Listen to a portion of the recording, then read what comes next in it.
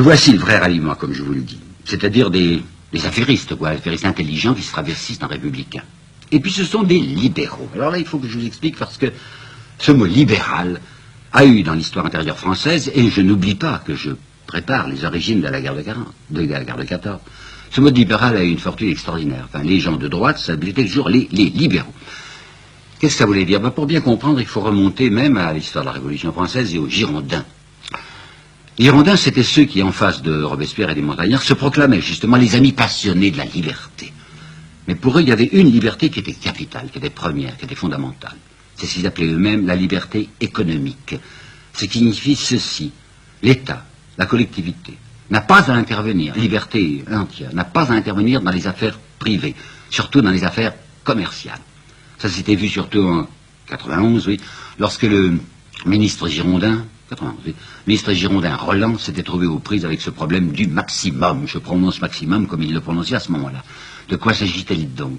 Il s'agissait de ceci, qu'il y avait des pauvres gens, des affamés, qui commençaient à réclamer une intervention de l'État pour la fixation du prix maximum du pain. Ça leur paraissait évidemment nécessaire, quoiqu'ils ne payent pas trop cher la miche de pain. Alors à ce moment-là, le ministre de l'Intérieur, Roland Girondin, avait fait une déclaration capitale qu'il faut retenir parce qu'elle recouvre toute notre histoire du 19e et du début du 20e siècle français.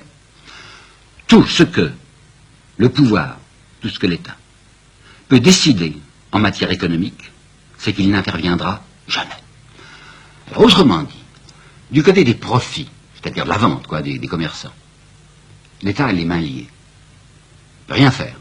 Mais ces mêmes commerçants et ces mêmes industriels se tournent du côté de l'État pour lui demander des avantages. Par exemple, pour demander des concessions de mines. Par exemple, au 19e siècle, pour demander des concessions de chemin de fer. Par exemple, pour demander des primes à l'exportation. Alors d'un côté, vous avez l'État qui est répudié comme inconvenant, enfin qui ne se mêle pas de nos affaires, mais d'autre part, le même État, c'est-à-dire la collectivité, est au contraire l'objet de sollicitations permanentes afin d'avoir de l'argent.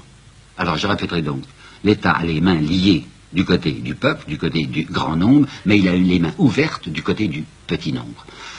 Lamartine, qui n'a pas la réputation qu'il mériterait, Lamartine, qui était un homme lucide, vous savez, avait dans son histoire des Girondins donné une définition que je tiens à vous apporter de la liberté économique.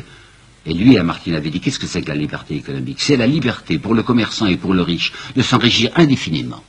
Et c'est la liberté pour le pauvre de mourir de faim s'il ne veut pas faire autrement.